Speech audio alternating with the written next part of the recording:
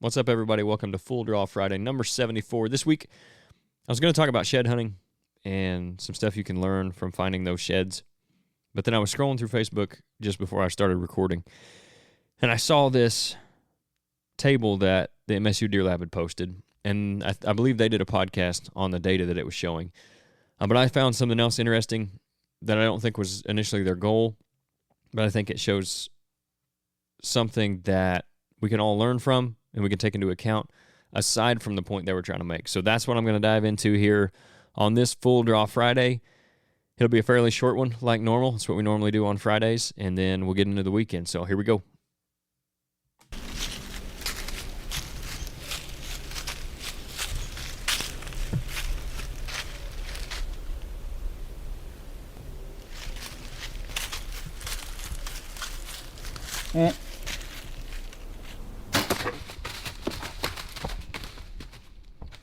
All right, so like I said, I was going to talk about shed hunting because it's that time of year and the bucks are starting to drop. We've seen several of them out with both sides dropped. We've got some pictures with one side, and then some pictures of some bucks still that haven't dropped either side, which you're going to have, all the way up into March sometimes. I had a buck 2 years ago that held into late March, and then he came back decent the next year. I was surprised that he did as well as he did. I believe it's a deer that a neighbor ended up shooting that year. But regardless, we're going to talk about this table that I saw from MSU because I think it's interesting. I'll try to put it on the screen for you guys if I can. That way you can see what I'm talking about. What they've done is they put together this data based on their research. And I'm not 100% sure what deer they were researching, what herd or where at in the country. But what they were doing is showing the correlation between temperature range, time of year, and movement. So basically they're trying to find what effect the temperature has on deer movement during different parts of the season.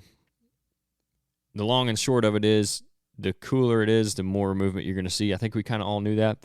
There are some outliers here, but if you really get to looking at this chart, the range is from 150 to 500 average yards per hour, and it has one for the morning and one for the evening. I don't know what they quantified as morning and evening either, but we'll say probably those last 2 hours. I would say maybe the 3 hours if you want to go out to that. I don't know. I'm sure you could find that, but it doesn't really matter for what I wanted to talk about.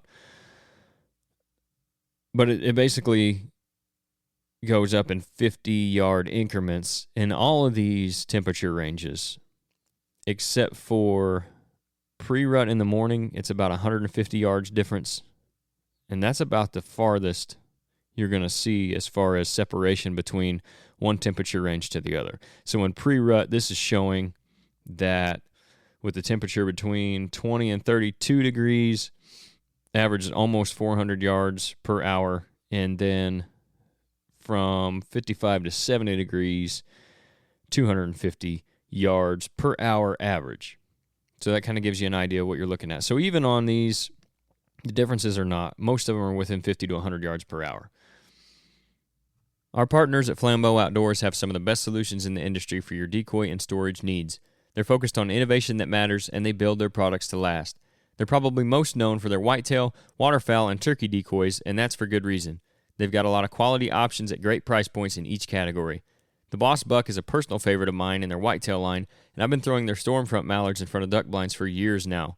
Don't sleep on their storage solutions either, though. Whether it's fishing tackle, firearms, ammo, or archery equipment, they've got you covered. They just stepped up their archery storage game, too, with the new Formula bow case. It might just be the best bow case on the market. We've been using ours for several months now, and I'm continually impressed with the ease of use and security they provide. Make the most of your time outdoors with Flambeau. Realism that gets results. So, yes, they move more when it's colder. I think we all kind of knew that, like I said. If you don't, that's something you should pick up. Those cold fronts, that cold weather coming in is going to have the deer on their feet, and it shows that throughout the season. A couple things that I thought were interesting that maybe they weren't intending to show with this. Number one is during the early rut and pre-rut, these deer are moving 50 to 100 yards more per hour in the morning than they are the evening. I personally have had more luck in the evenings, I think. Everybody kind of gets the idea that during the rut, it can be better in the mornings. That's when I really don't even start hunting the mornings until the pre-rut, if you want to call that, or early rut, maybe end of October, just for that reason. Sure, they move some in the mornings the rest of the year. I just feel like it's too risky. But it's interesting because I've always had better luck in the evening. Seems like even in the rut, I'll have some really good hunts in the evening. But they're just not moving as far according to this chart, according to this data. What that tells me is they're probably doing more cruising, obviously, in the mornings, and then to try to find those does. The reason for that is probably because the does aren't as congregated. So in the evenings, they're likely going to be on a food source, whereas in the mornings, they're probably coming back from that food source, or they're already in a bedding area. So those bucks are either cutting trails that are going back to bedding areas, or they're going and checking bedding areas, which is going to require them to move more than just being out in a food source. And okay, now maybe they find a doe on there instead of having to go from one to the other. A lot of does are congregated on those food sources. They go out there, they find a doe, and then they don't have to move a lot more the rest of that evening. So that's something I thought was interesting, just kind of the difference between the morning and evening. But another point on this I wanted to make was the highest data point that they have is for the peak rut period and the temperature range of 20 to 32 degrees. And it looks like it's at about 475 yards per hour. So for easy math, we'll just round it up to 500 yards per hour. So most of us are hunting last couple hours of daylight, maybe last 3 hours of daylight, if you figure that. So on average, these bucks are moving 1,500 yards total in the time that we're in a tree stand. That tells me that tree stand placement, stand location, your setup is extremely important, because if you're not in the right place, you're really limiting yourself on your chances of seeing that deer. You got to be close to the food source, that's popular, or you got to be close to bedding, that's popular. You can get too close for sure. I mean, 1,500 yards is a pretty good distance, but it's also, when you think about it all day, not that much. They're probably moving way more than that at night, I would assume. I think it makes sense that they would move way more than that at night. But during the daylight hours, those last, well, we're calling it 3 hours. That's 1,500 yards that you have on average for that deer to walk by your stand. So you kind of take that into consideration when you're setting up your stand locations. If you're setting up 2,000 yards, 1,700 yards from his bedding area, even 1,500 at that, the most they're moving, then even during the rut, you might be just barely have a chance to see him at last light a lot of times. I mean, that really shrinks down the range of where you can see that deer. And that's not necessarily in a straight line either. So it's not like you've got from point A to point B where he's going is a 1,500 yard stretch where you might have a chance to see him. He's weaving through there, checking different things.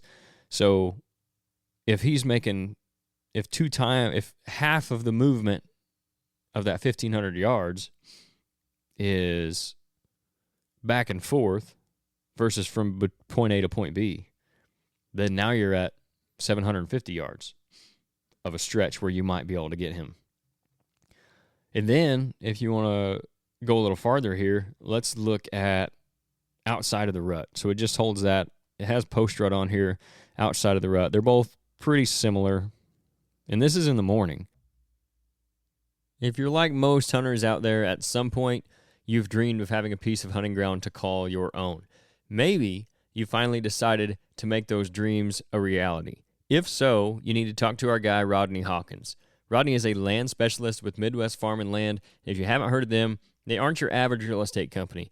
While they do deal in traditional residential and commercial real estate, their specialty is recreational and farm ground.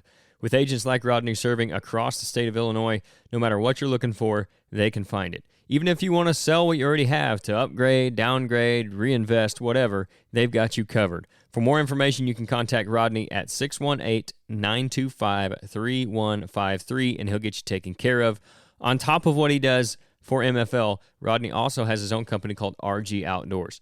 They currently carry hard and soft-sided blinds, blind chairs, tree stands, and cameras from Radix Hunting, Tacticam trail cameras, Fission e-bikes, and he's adding new stuff all the time. I've personally used all of these products, and I'm beyond happy with every one of them. The Fission e-bike is a game changer, and you will not find a better one for the price.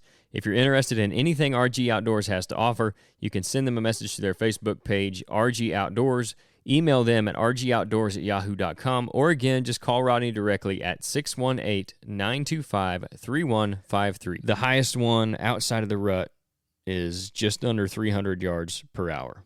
So now you're looking at 900 yards. If he's half of that, you're looking at 450 yards. In the evenings, it's even less. And the best point in the evenings outside of the rut is 250 yards. So you've got 750. If he's half of that, you've got 375 yards that from, let's say, point A to point B, where you could find that deer. You can get on him and get a shot at him.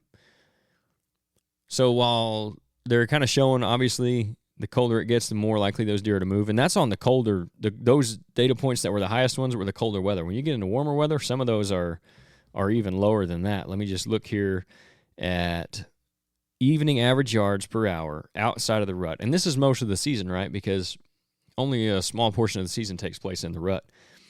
So this is going to be kind of your biggest chances here. If it is, like on this, 70 to 85 degrees or even 55 to 70 degrees. Well, let's go 70 to 85 degrees. Outside of the rut, between 150 and 200 yards, average yards per hour in the evenings. And in the mornings, that's only 225 yards maybe. So you really don't have that much room when it comes to your chances of having that buck in front of you. Obviously, again, during the rut, there's going to be some randomness to that. Even throughout the year, you might just randomly get lucky and have one that's walking farther than he normally would or something and catch him. But we're talking about trying to consistently have deer in front of you and get the most opportunities you can throughout the fall. So kind of keep in mind that those bucks from their starting point, which we'll call it their bedding in the evenings, or a food source in the mornings, to the end point, which would be vice versa, right? At most, 1,500, cut it in half, 750 yards that deer's moving on average. It's not a lot of room for error. You got to have good setups. You don't want to push in too close all the time and get risky with your entrance and exits because you don't want to run that deer off for good. But you do have to find the balance in there somewhere of getting close enough to be able to kill them. And which you're going to have more success with that will depend on your property. So if you've got a property where you've got food plots on it or you've got good food sources, then obviously maybe your focus is on the food. If you got a property where it's only bedding, then you're going to be focused on getting closer to that bedding, especially for, either one morning or evening hunts. Maybe you don't have either of those. Maybe it's a water source or something that's between food and bedding, or maybe it's just a trail that cuts between food and bedding. You still got to get as close to one of those as the other for the evening or the morning as you can and give yourself the best odds because they're just not moving that much in the daylight. To me, it shows, again, how much movement they do at night and how little they actually move around during the daylight when we can hunt them, even at the peak time in the best part of the rut with the best weather conditions is still such a small window for success. So knowing your property, knowing where there's deer like to go, where they like to bed, where they like to feed, all that stuff is going to make all the difference in the world when it comes to your stand setups because that's going to give you the best chance to catch him in that, let's say, 750 yards from point A to point B. So something to think about. Those are things that you can figure out, too, with your postseason scouting. You can go figure out where the most sign is in bedding areas and on food sources. And then right now, while all the leaves are off, it's a really good time to scout new potential setups for next year. So you don't have to go and hang your stands necessarily. You absolutely can. But you can see a lot more so you can kind of figure out which trees are going to be best, entry and exit to get to them and all that, what's going to work. So keep that in mind while you're out there. Maybe you're doing shed hunting or you're just out there postseason scouting or just walking around, whatever it is, kind of checking things out. Keep all that stuff in mind and know, hey, I wasn't seeing those deer until dark, or I wasn't ever seeing any deer, but I was getting them on camera in dark. whatever direction they're coming from, you got to get closer to that 750-yard range to maybe have a better chance at them, or that 450, 300-yard range, whatever it might be for that particular deer. If you want to increase your odds of seeing that mature buck, sure, you can go out there and get lucky every now and then, but you might as well give yourself the best chance of success and then mix that with a little luck, and then you're going to have better chances of consistently killing those deer instead of just getting lucky and killing one every few years. You're getting a shot at one every few years. So that's all I got for you guys this week. I hope it helps out. Again, keep it in mind while you're out there doing your postseason scouting and shed hunting. Maybe come up with some spots where you can hang stands here this fall, late summer, and then you'll have some more success in this upcoming season. So thanks for tuning in. We'll see you guys on Monday.